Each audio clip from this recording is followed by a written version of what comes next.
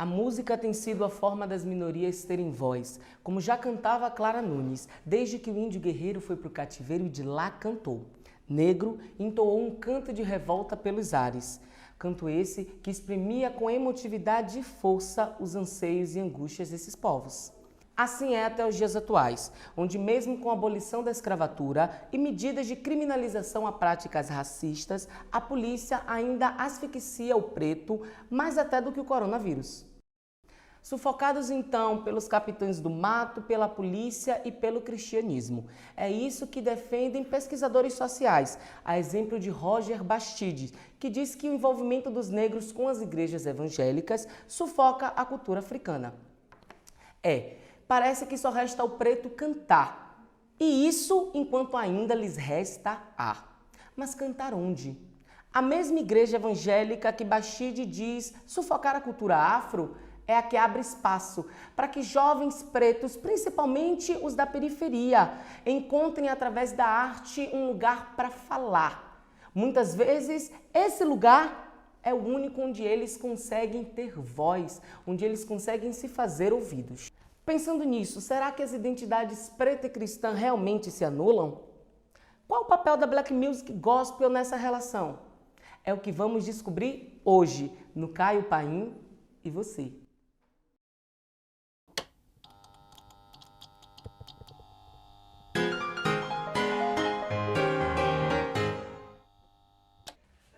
Nós estamos aqui com Igor Vieira e Bruna Luiz.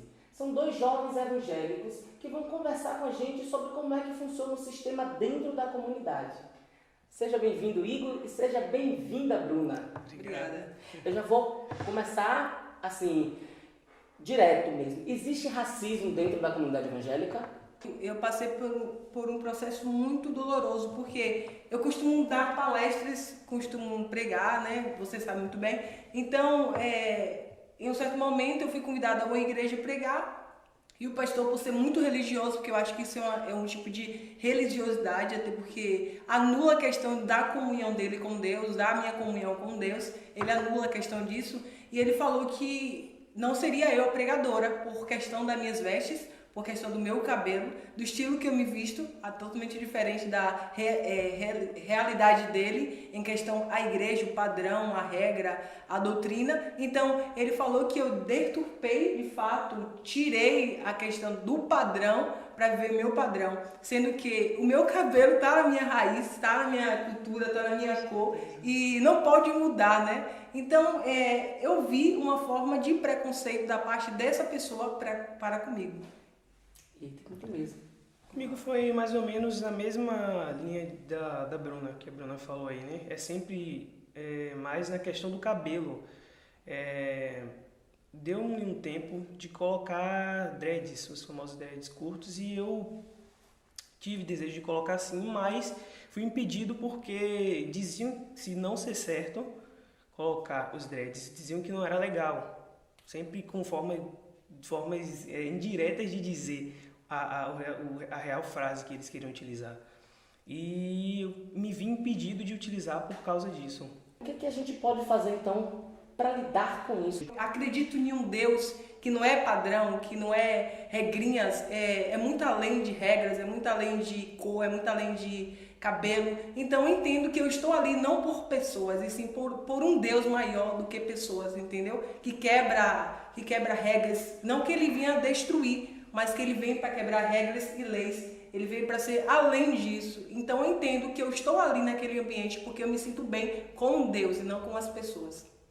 Tem muitas músicas dentro da igreja que, na verdade, seguem por esse caminho. Essa ideologia de que o branco é puro. Então, quando a gente chega e canta lá, alvo mais que a neve, eu quero ser... Esses cânticos reforçam esse estereótipo, essa coisa do o branco é melhor, branco é como Jesus quer que nós sejamos. Eu era sujo, eu era preto, né? Eu era tudo de ruim, mas aí eu encontro Jesus, eu fico alvo. A gente almejar essa branquitude, essas músicas reforçam isso? Demais, até porque quando se fala branco para muitas pessoas, o branco é a paz, inclusive a pomba, né? Eles utilizam muito a pomba como símbolo de paz. Se eu pedisse para vocês citarem agora pastores grandes, assim, famosíssimos no Brasil e que sejam pretos, É mais difícil do que vocês citarem cantores. Se a gente pensar em cantores, você vai começar a citar alguns, né?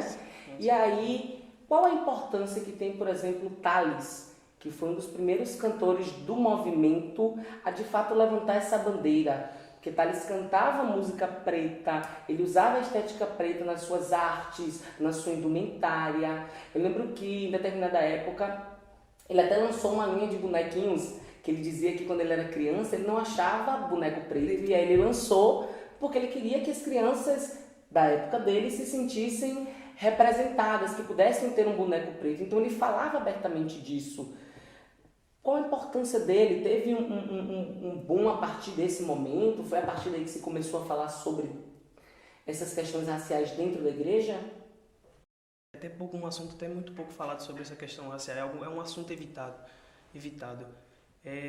Mas assim, Thalles foi, para mim, tomo como um ótimo cantor, sabe? Um cara que realmente me passou, sabe, aquela imagem de que assim, existem negros que aparecem, cristãos que aparecem, sabe, que mostram o que eles são, sabe? Se expressam o que na verdade do que eles são e influenciam, sabe, outras pessoas.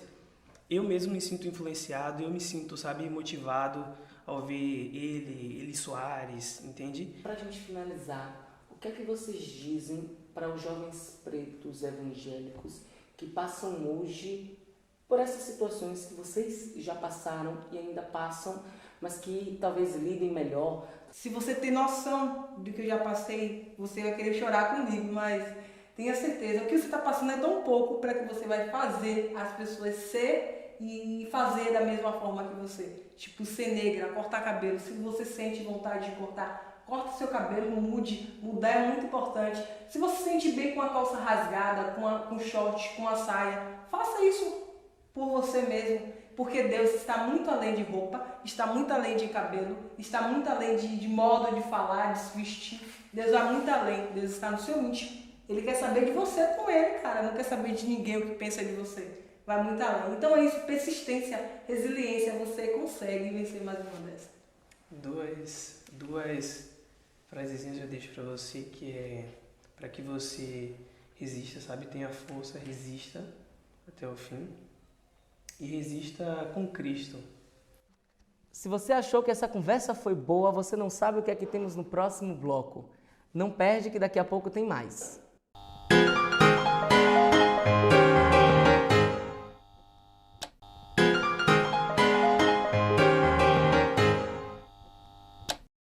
Estamos de volta. Qualquer um que já tenha refletido sobre a existência de Deus se perguntou em algum momento qual a aparência desse ser que não pode ser visto por nós humanos. É o que nós vamos tentar descobrir nas ruas. As pessoas dizem que nós somos a imagem e semelhança de Deus. Mas será que ele se parece mesmo com a gente? Como é a fisionomia de Deus? Eu estou de novo nas ruas para saber a opinião da galera. Nem tão de novo porque é o mesmo dia e eu ainda não saí daqui. Mas vamos lá. Eu vejo sempre o Deus que o povo bota de cabelo liso, de olhos verdes, de olhos azuis, né? A gente não sabe como é realmente. Não tem como, assim, descrever se ele é escuro, se ele é claro, se ele é pardo, né? Não sei. Rapaz, não tem palavras para expressar como é Deus, não tem palavras. Eu poderia calcular aqui o dia todo, a tarde toda, a noite toda. Não tenho o que dizer, eu sei que ele é maravilhoso, né? Não tenho o que dizer, não tem, pô, ele é assim, ele é tal, não tem como dizer. Eu não desenharia porque realmente ninguém nunca viu e não vai ver. Porque Deus é uma luz e vai ser difícil alguém ver. Não tem. Por isso que eu acho que esses quadros que saem, preto, branco, isso é só coisa mesmo do tempo das pessoas que fazem as coisas. Mas que existe, que Deus sabe como é Deus, se é branco, se é o cabelo bom, não existe. Não sei como é isso. Mas você consegue imaginar Deus como um preto, por exemplo? Um preto. Não, nunca imaginei. Uma mulher de black? Não, também nunca imaginei. Uma mulher não. Mas que com preto podia parecer, sim. Não.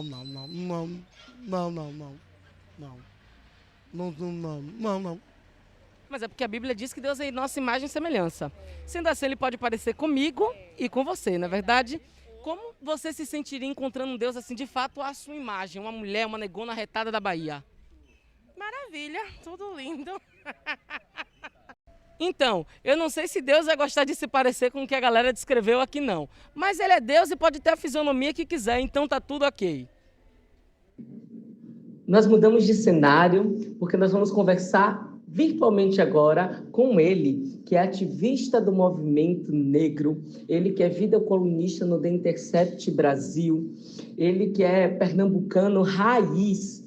Jackson Augusto, seja bem-vindo. Você é engajado em muitas lutas, inclusive a ponto de ir às ruas, brigar por aquilo que você acredita. E a gente não percebe essa consciência social, política, naqueles que fazem parte dessa bancada evangélica, né? Talvez por conta dessa não representatividade, de fato não representar o povo, então, portanto, não sabem as dores do povo, não conhecem a maior parte da igreja, de fato.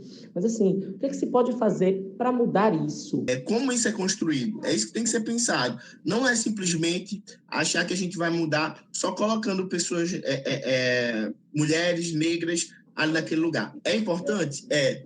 Né? Independente se ela é evangélica ou não. Porque a pauta não é essa. Eu acho que a gente tem que começar a colocar isso. Quando um corpo negro é baleado, quando a polícia entra na favela, ela não pergunta qual é a sua religião. Ela não pergunta se você é evangélico ou se você não é evangélico. A maioria da população evangélica dessas igrejas, de modo geral, são pretos e, obviamente, a gente vai perceber uma maior concentração disso nas periferias. Então, é muitas vezes onde o menininho que está talvez destinado ao tráfico, ao roubo, alguma coisa dessa, assim, que está estigmatizado pela sociedade, mas ele encontra na igreja uma chance de poder cantar, de mostrar num hip hop que ele pode ir além disso. Mas, assim, na prática, isso realmente funciona? Há uma importância da arte para as pessoas pretas da igreja evangélica? A gente pode colocar dessa dinâmica da arte dentro da igreja. Você falou da função social da igreja. Isso é um ponto. É um ponto que não tenho como negar. Sim.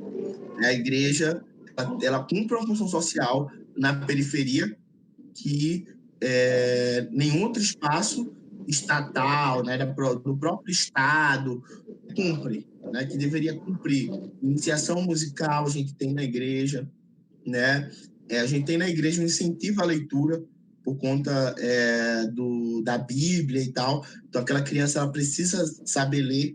Então, isso incentiva ela a ler cedo, mesmo dentro de casa, praticar, a criança querer ler, né? Dependendo de qual igreja você seja, você vai ter contato com pessoas que têm uma condição melhor do que você também. Então, isso também faz com que você olhe de uma maneira mais próxima a outras realidades possíveis para você.